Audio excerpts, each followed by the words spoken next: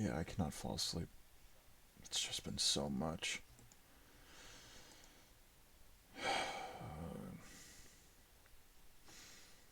Still no sign from Orion, huh? Is Ven home? Hello, Ven? No, he's not here. Must still be in Evergreen. He wasn't here for the meeting. Unoccupied. What's Cesbie? Well, the door's open. Maybe they're walking around?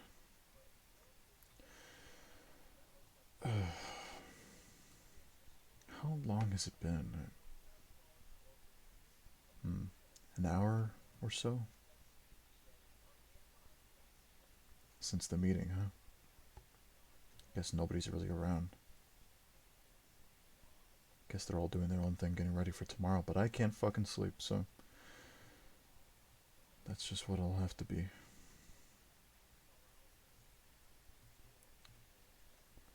Where the hell would you be, Cesbie? Whose Iron Golem is this anyway? And,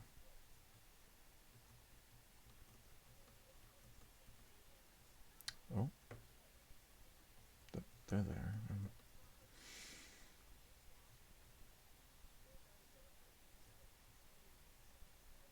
Hey, Cesbie. Oh, hi. Hey, How are you? you got your old outfit back, huh? Yeah. Uh, Anna found these clothes and said they were mine, and I wanted to get out of that gross suit anyways. So, yeah, new outfit, I guess, or old outfit. Yeah, I saw you two go off on your own after the meeting, but I went to go close my eyes, but I couldn't get any sleep. Why are you sitting at the edge of the pier in front of the lava? I'm trying to catch fish. Cesbie, I hate to be the bearer of bad news, but you're not going to find any fish in this lake. The wrong kind of lake. Oh, well, that sucks. Well, it's a lava lake, but I don't fault you. Have you ever seen lava before, or do you even did you even know it was a word or a thing? Sorry, I don't mean I to mean, patronize, but I don't know. I mean, maybe. I mean, I've probably seen lava before. I just don't know if I remember it. hmm, I know there's a lot of it down here. I know it's easy to feel cooped up down here. What if we go look around and see if we can find another lake for you to sit in? See if we can catch some fish there. Sure, why not? Yeah, beats almost falling into lava. Now I don't know many other ponds or lakes in here, but if we really cannot find Oh, do you know anything, whose dog this is? no, that's not a dog. And as for who it belongs to, maybe Jappel, the guy runs things here. This is an iron golem, nodding at you. Not Might like you. There he goes.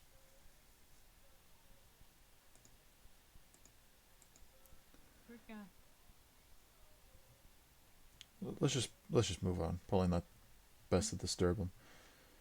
So, how did you feel about the meeting? I know we didn't get to talk much before it, and I know things got a little heated. I wanted to ask how you been feeling. What? I mean, I said what I felt like needed to be said, but it looked like a lot of people were really surprised. Would it be shocking to you if I told you not a lot of people ever heard you raise your voice like that? Especially to someone like Koo. I mean, the guy deserved it, for sure, but I don't think anybody expected that out of you. Did I not raise my voice before? At least not in front of me, or the other people that have seen you like that before. Sure as hell not Anna. Or, I don't know if you knew Ven or MBS like that, but they weren't even here, and I'm sure they'd be surprised. You have like I don't know, like a demeanor to yourself, or at least you did. I'd never seen you raise your voice like that. Was there something in particular that made you upset? Also, here, check this out. Little pond, maybe this will work. Here. I'm not sure. He uh, just the way he was talking just really got on my nerves. And I don't know what kind of relationship we had before, but I don't think it was a great one. And I just really, really wanted him to leave. I'll admit, Cook can be a tough bundle of sticks to carry, but I'm sure he means well in some weird way. Oh, look at that. Hey, You got a fish. what do I do with it now? Well, I mean, assuming you don't eat fish, you could just toss it back in the lake. I think I'll keep him. I have a Hmm. little bucket of water in here. Ku and I never had much of a relationship, rather a friendship. Hell, I'd call it an acquaintance. He was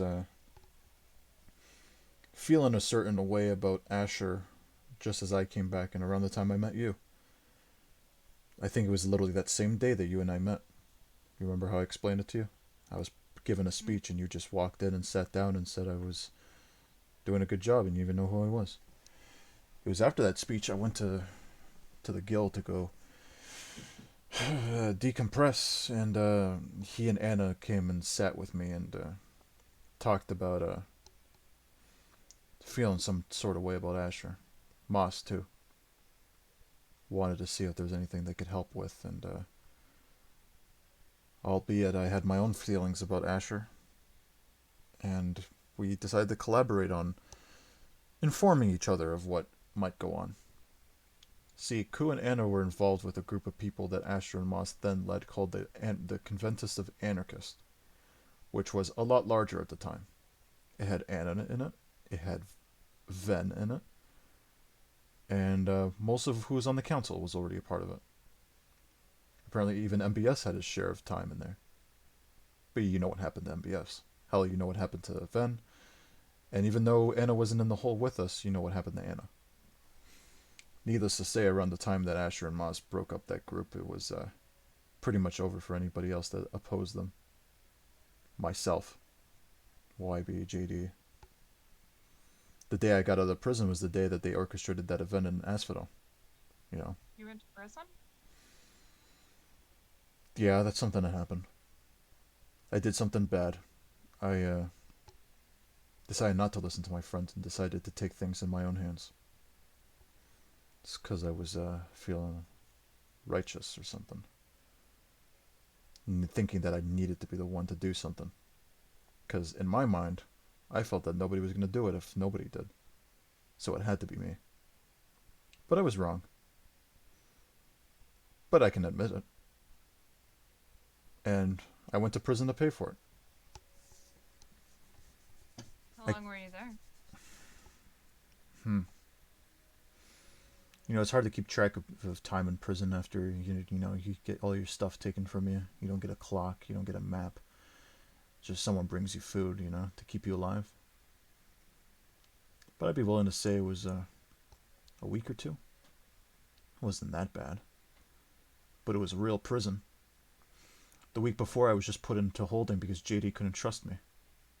And what did I do? I did something exactly to prove why he couldn't trust me. Because I was resilient. That I felt that I needed to do something because, you know, nobody else would. And that's what I did. I orchestrated an event in which Simon would help me, along with two other people that you don't know of. Hollow, he was a good friend of mine from years and years ago. And Dr. Jappel, the guy with the glasses, the brown hair, kind of runs things around here. Probably seen him. Yeah. The four of us executed a plan that I would work from the inside of the prison to help get Hollow break out Sharma. If you've ever heard the name Sharma, it's because he was a demigod. He was not a good person. He came here wanting to kill people. People like you, me, others. He was in prison, for that exact reason. But we didn't realize then that by putting him in prison, we made him more powerful. Because that's how the followers started. Some way, somehow, people who believed in Sharma and his innate abilities would lend their time to come kill people here in Marigold. It was all surprising at first. I wasn't even there. But from what I heard, it was even before you entered the picture either. They blew up several buildings and houses and killed many people. These people didn't even know what hit them. There was two followers that were following Sharma and doing things in his name. But my brain told me that the way to stop this was by killing the source, which was Sharma. So I got Hollow to free his son from prison so he could lure him out to a clearing where Simon and I would be waiting.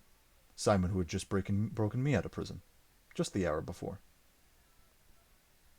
I took him out of the cell the same way he would have done for me. Simon, I mean. Sharma, I knew him really well back in the day. There's a reason why he came here for me. That's why I felt like it was my responsibility to deal with him.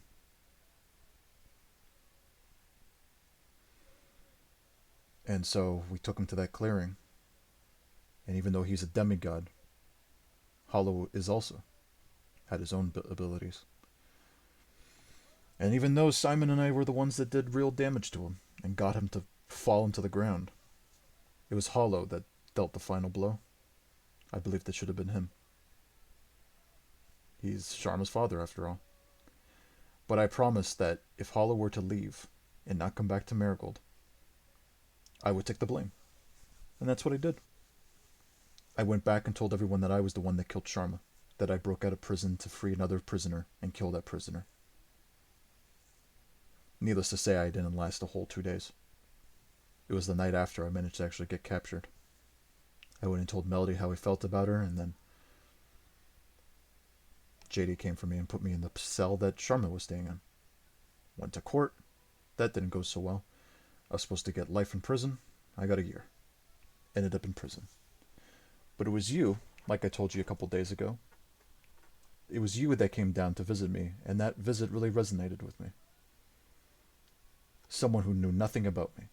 And I knew almost nothing about you. What did I say? Oh, that I was a fool. I mean, that was the basics.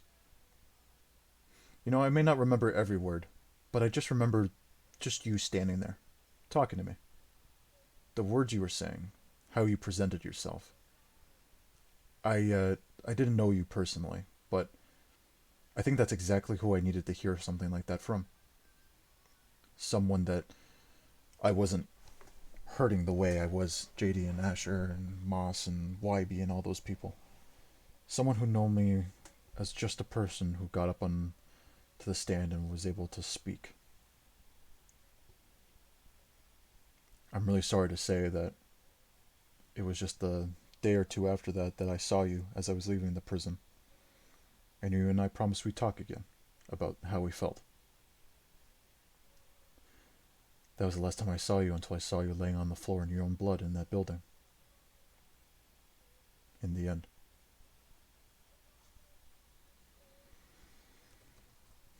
That place. The place in the end. I. What was that place like? It was strange. Me and those people, Ven, MBS, Simon, there, and I. We were traveling that space, that realm, for a month. We never even seen anything quite like it. Maybe it was just pure luck or fate that we just happened to be going in the direction of that place. But, you see like the occasional, end rods, on buildings and those weird purple chorus fruit things that Dare was always talking about. But we never saw a civilization, let alone a civilization at all. It's one thing to find a place where people were living, but there was nobody there. We didn't know what to think of it. And I Except, was just there? You were just there, sitting, laying there in your own blood on the floor. It was Ven who called out to us, said like, "Hey guys, check this out." I was surprised he even knew it was you. I didn't know you two were close, or at least knew what each other looked like, let alone each other's name. But it was Simon that said something that really resonated with me. He said he saw this place before. Apparently, you two were close enough My that head, right? something like that. I don't know all the specifics, but apparently, you two agreed to talk about something that was on your mind, and eventually, somehow, some way, he found parts of your memory, and it was that place. But he said it was different.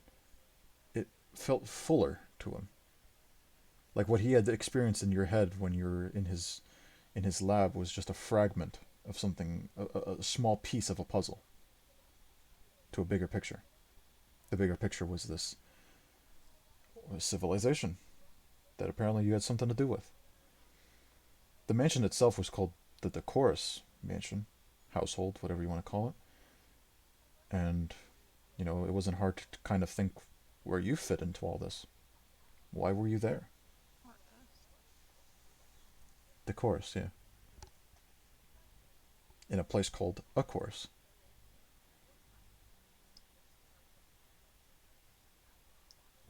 Hold on. I think that's that's where I'm from. I'm Cesbie Decorus.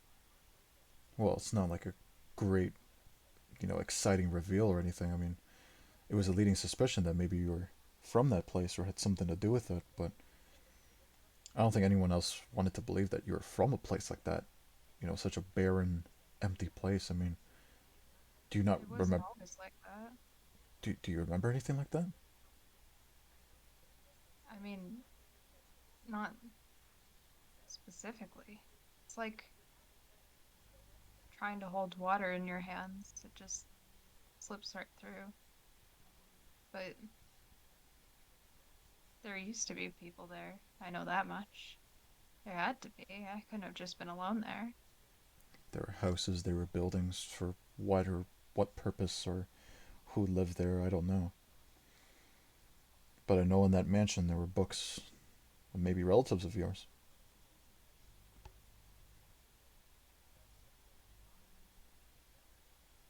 That place was. It wasn't a bad place, but it wasn't a good one either. It was home to you. I assume it was good sometimes. I know there was a bit of a moment there in which we didn't know what to understand when it came to this room. And then in this attic of sorts, there was this pair of wings.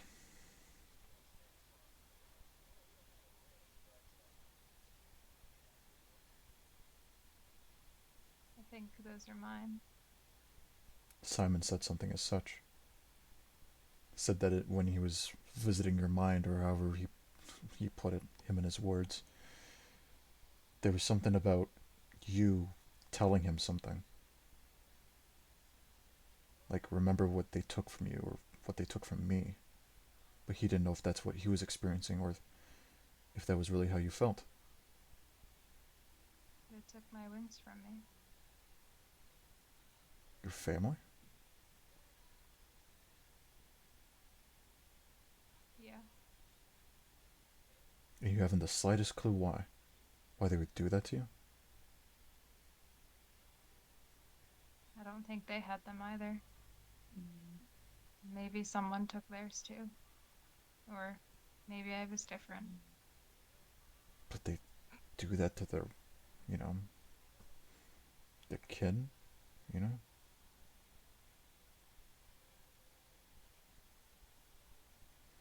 It just doesn't make sense. I'm sorry. It feels so much smaller for me to say it makes sense than you. I couldn't imagine what it would be like to lose your memory of such central memories, you know?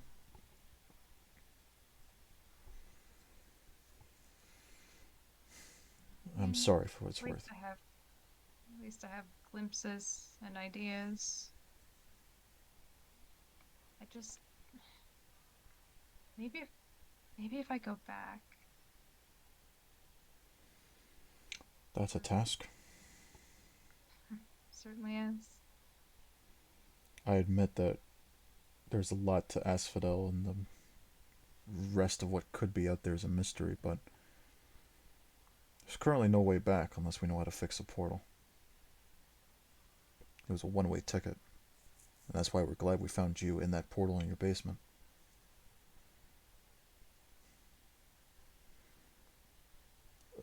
I'm curious. Maybe maybe we're similar in two ways. When I'm having a moment and I like to reflect on maybe the good times rather than the bad, I try to make dreams of them. Like fall asleep on your pillow in your bed and think really hard about that kind of memory that you want to visit.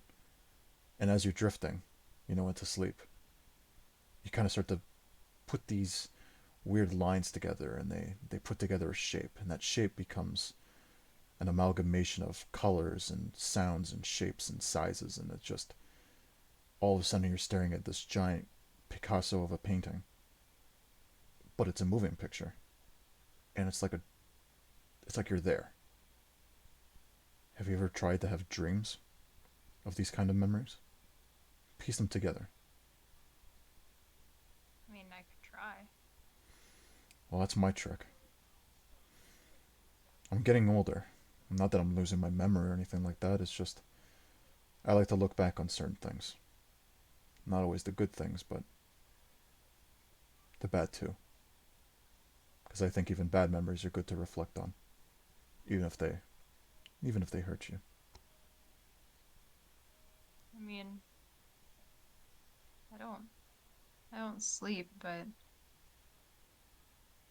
I just close my eyes and think about home, there's a Yeah, lot of different feelings and colors and shapes and everything. I know it's hard for you to sleep. Well, sorry, I know it's hard for you to dream because you don't sleep. If, and this is a big fucking if, sorry, language if you care, but if Simon were to be okay again, would you go see him for this kind of help?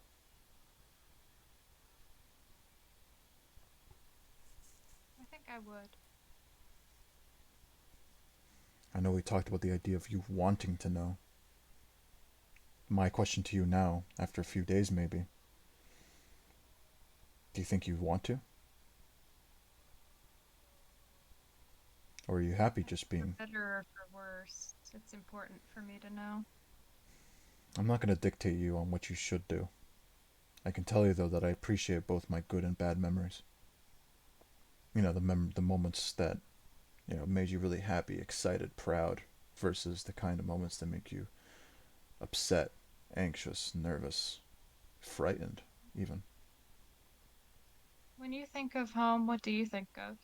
What do you see? Snow, spruce trees, the cool kind of like feeling that your skin gets just as you step outside your door and you're just hit with a blizzard. I've always preferred it over summer. I'd rather be cold and try to get warm under a nice blanket than be all hot and sweaty in the sun. I think that's what I really liked about New Sion. Hell, even home before that.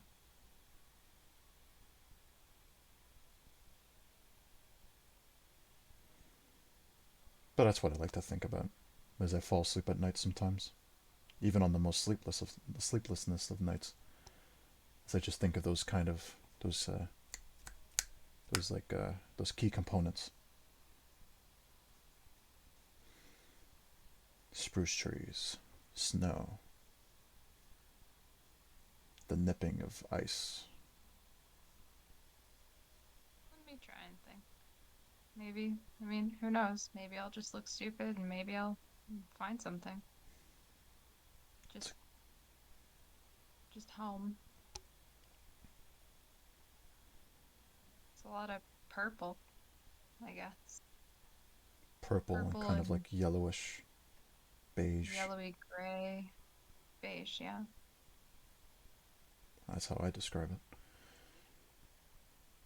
Maybe you should think about it not how I describe it, but how you see it.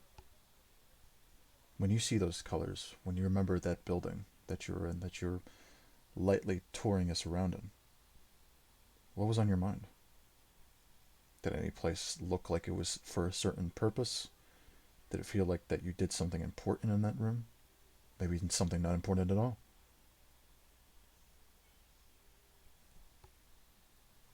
I remember feeling free, but also trapped. Feeling like I could fly, but only in a small cage. Like a bird in a I cage. remember looking out and seeing everything else, but being stuck inside. Books that I'd read hundreds of thousands of times, but I couldn't tell you any of the words anymore. And there were eyes whenever I left that room. I think the eyes were important. That eye was that thing that was that trigger to open that door to the basement, right?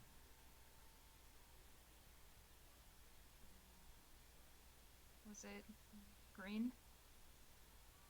I believe so. There's some purple to it, I think, if I recall. I remember green. Being in that mansion was such a blur. We didn't even get to explore all of it. We were just so occupied with the fact that we found you there, of all places, and the fact that not only were we running out of food, but also dead tired of eating chorus fruit, but we needed a home. We needed a way home.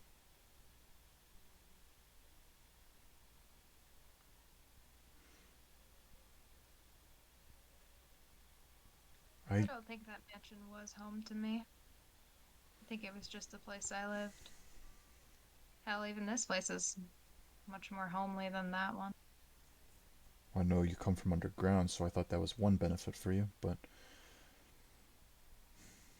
I'm glad you feel some sort of normalcy, if you want to call it that.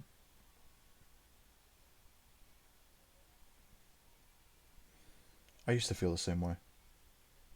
Not like feeling that the places I'm living in, sleeping in, whether it's going to bed or not, that they were never really home to me either.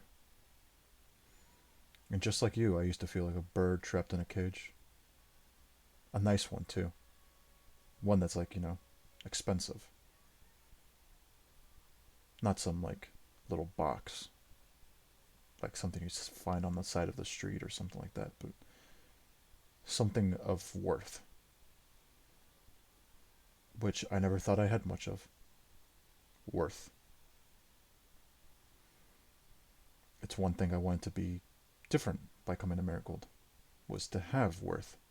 That maybe something I do would bring some sort of change. And even now, we're fugitives living underground, waiting for a moment to strike people that have done us wrong. Is that what my worth is? To bring harm to people? I don't think so. I think your worth is you.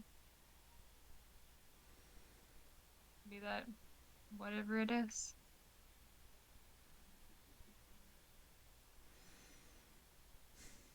It's funny. It's all starting to come back to me now. Along with the feeling of feeling like a bird trapped in the cage. My mom used to always call me that. A bird. Well, the actual bird. My mom used to call me a blue jay.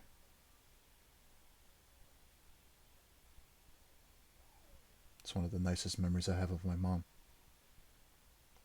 I lost her many years ago. But I think even though she would call me that in a nice, spirited way, of calling a kid, a nickname, I think even she knew that I was just another bird trapped in just another cage. Like you. Like others. Waiting to get out. or maybe even finding solace within. But between you and I've always wanted out. Freedom. But that's just the thing.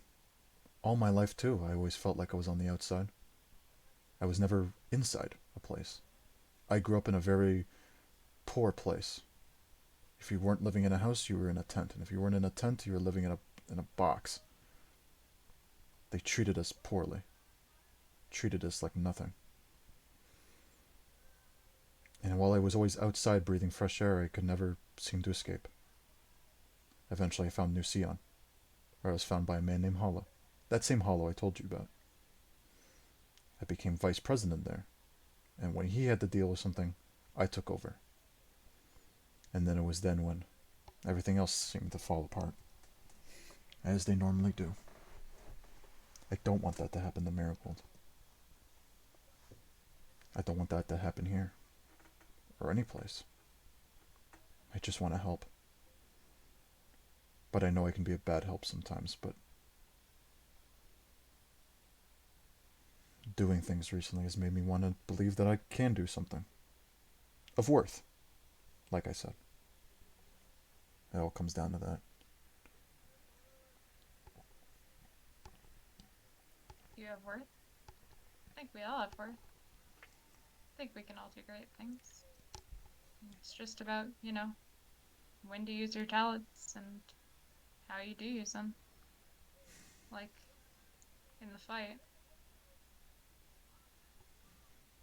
If you're talking physically, I'm alright. I managed to get myself out of pretty bad situations before. I can be smart. I can also be very fucking stupid. Sorry again. Just, I wish you'd let me fight. I wish you'd let me go on the front lines. Cesbie, dude. I know I can be useful. And you say it like that, and then I feel awful for feeling that way, but I don't know how. I don't know how things are going to go. And I want to make sure that you're safe. But the thing is, you never can know how things are gonna go. And you can't, to use your metaphor, you can't just keep me like a bird in a cage. You're very right. I know that you want to keep me safe, and I know that Anna and Sai and everyone else would probably want that for me too. But I gotta find my worth too. I've gotta fight my fights as well. And I think one of my fights is against Asher, or at least talking to him. This is probably the last chance I'm gonna get before, it's all over.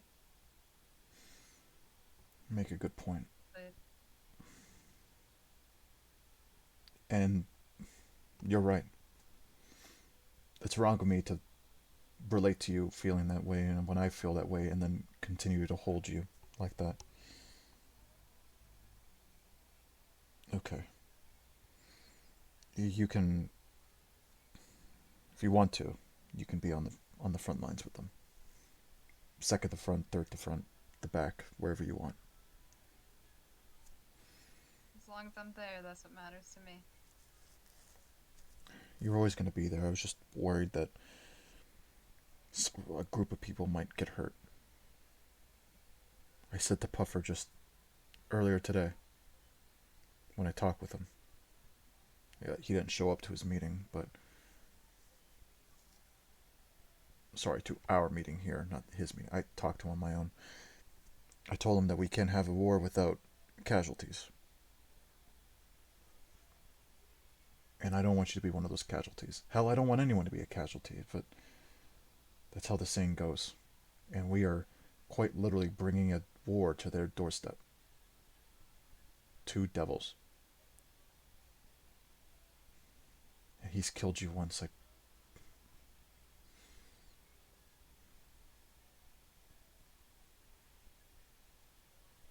I'm sorry if it sounds selfish, but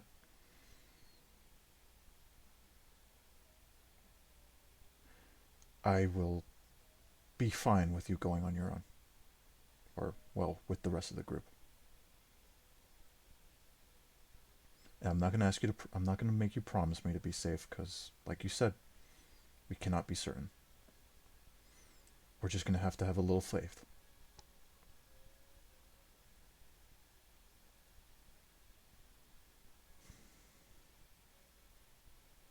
You know, while you put yourself down, I think you're a pretty good guy. I might be a good guy at heart, but I've done some pretty bad, terrible things. I mean, do you regret them? Are you trying to make up for them and pay for them? Hmm.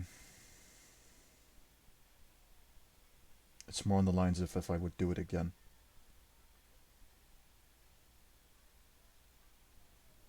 I do whatever I could until my last dying breath for my friends, for the people I care about. You, Simon, Anna, JD, YB, the list goes on.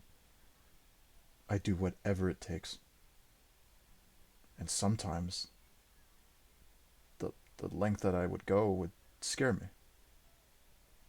Because it's either I don't know when to stop, or I'm stopped before I can even do enough. Worth. It's a constant thing I'm thinking about.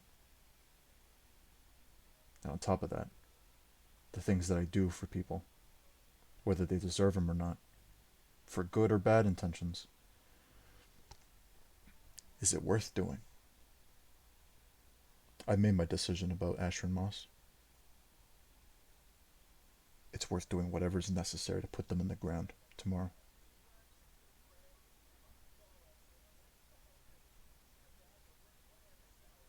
Keep forgetting that that's tomorrow and not just, some date in the distant future. Tomorrow. We don't have a lot of time, I guess. I believe people are ready, and the people who weren't here today will be there tomorrow, in the morning.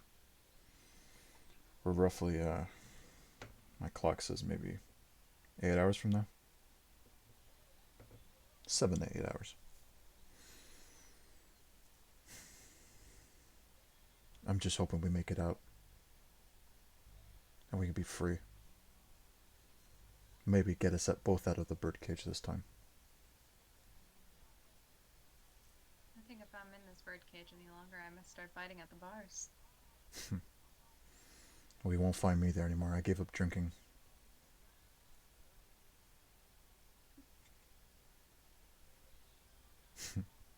You're terrible. It's stuff like that that got me in some of the worst spots imaginable. How I watched JD YB die in front of me to Asher and Moss. How I lost the faith and the respect of a lot of people in this place.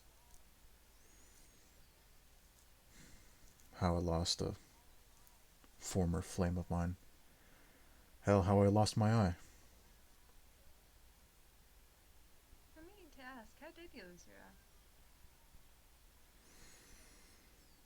Well, It's not a touchy subject. no, no, it's not.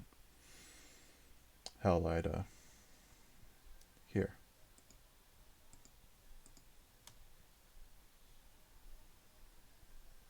I went and took care of business. I left this place after I took care of Sharma the first time, when he came here to fight everyone, kill me, kill others. He told me what he did to my old home. Not my home from when I was a kid, but the home that I grew to love, be the vice president for, New Sion. You've heard me talk about it. I left everyone behind. I told myself that everything else can wait. And the thing that Sharma told me, that he destroyed New Sion, that he killed everyone there, that he left it a mess, was enough to send me spiraling. I knew that if I didn't go see it, I would simply spiral. I wouldn't sleep. I'd go crazy. So my selfish ass told everyone that I would do it for myself and I would leave everything behind. I gave my presidency to JD so YB could fill his spot, and I left. I got on a boat and I left. It was that night I actually bumped into Asher Wisp. We didn't know each other at the time, but even then I knew that he was a character. There was something he'd done in his past too, just like myself. But we were just two strangers passing in the night, so I didn't think much of it. But I pushed on, and I went to my home, New Sion. It's somewhere tucked away in the frozen tundras of, the icy glaciers and mountains. You know, spruce trees, snow, the nipping of ice. When I got there, everything was destroyed. I saw what was left of my home, other homes, orphanages, banks, hospitals, houses, houses of people I liked, houses of people that adored me. And there's some other details, but one that involves a ghost, a friend of mine. But after sitting by a campfire by the nearby graveyard, someone approached me. A man named Skim. He was quoted to be, at the time of my departure, my banishment really, as to be Sharma's most loyal follower, his right hand man. Cesbie, the last time I saw this man was when he chased me out of Nusion with my lover at the time. Lover more like partner, but partner more like lover because we never got far enough because it was just that. We didn't get far enough from Nusion and Skim pursued us. My partner, lover, whoever you want to call him, Elliot, gave up his life to fight Skim off so I could get away. So when I saw this man again, just 2 months ago, 2.5, 3, let's say, I saw him and I was just full of rage. I needed to bring wrath upon him. But as I learned so well as a kid, that there was mercy for someone as evil and as despicable as him. But then he cut me really good, hence my eye. And suddenly there wasn't mercy. There was only wrath. So I killed him.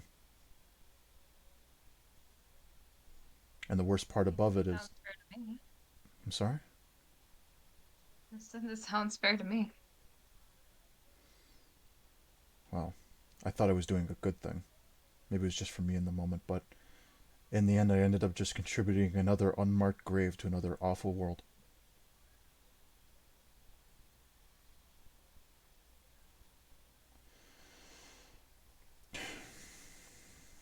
Yeah, a tough pill to swallow, but swallowed it I must.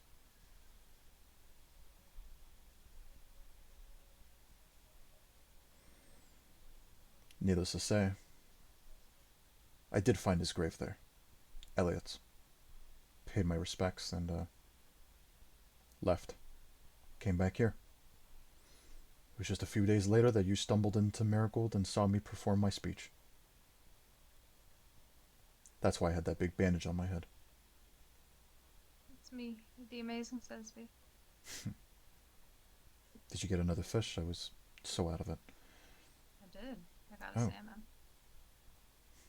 thank Look you. at him. Nice little guy.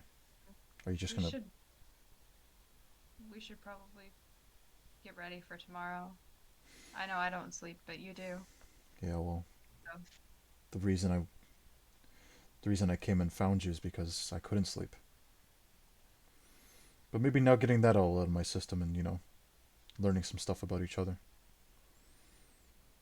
maybe we can go to sleep. Oh, me go to sleep, not we. You, I don't know, can you close your eyes for a prolonged period of time? Is that about as close as you can get to sleeping? I mean, I can, but then I get bored. I want to go do things. I want to go see things. I Okay. think sleeping for me is just a good walk around, thinking about things. You wouldn't be rather Maybe just that's, sitting you up know, against a tree or a nice rock or something, just staying still? You just want to keep moving. You gotta keep moving. You know, there's a character in some sort of book I read when I was younger, something like that. Always a need to keep moving, never staying in one place for too long. Just, like you said, moving around. Sharks. You know. It's like sharks. I can't stop moving or else I'll die. I'll die.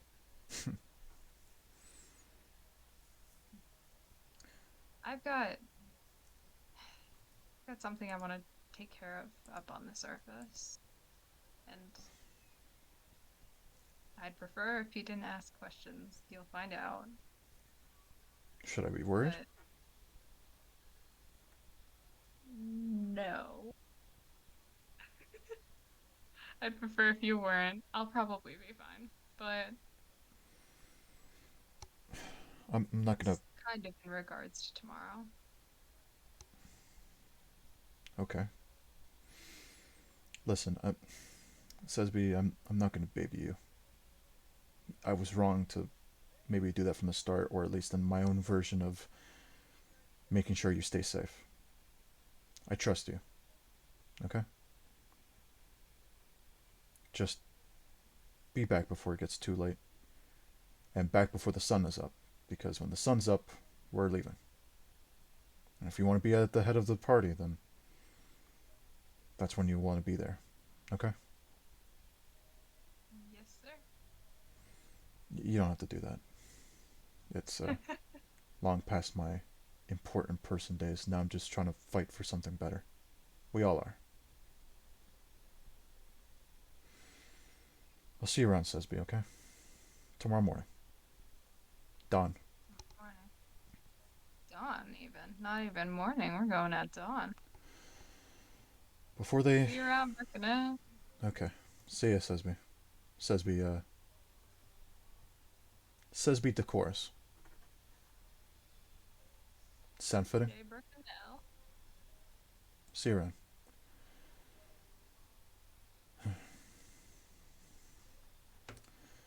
Okay. I will not ask questions. I will put my head to sleep and figure the rest out tomorrow.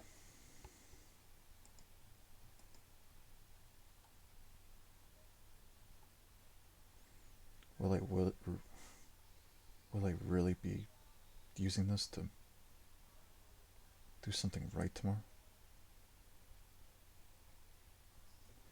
Wrath. Right.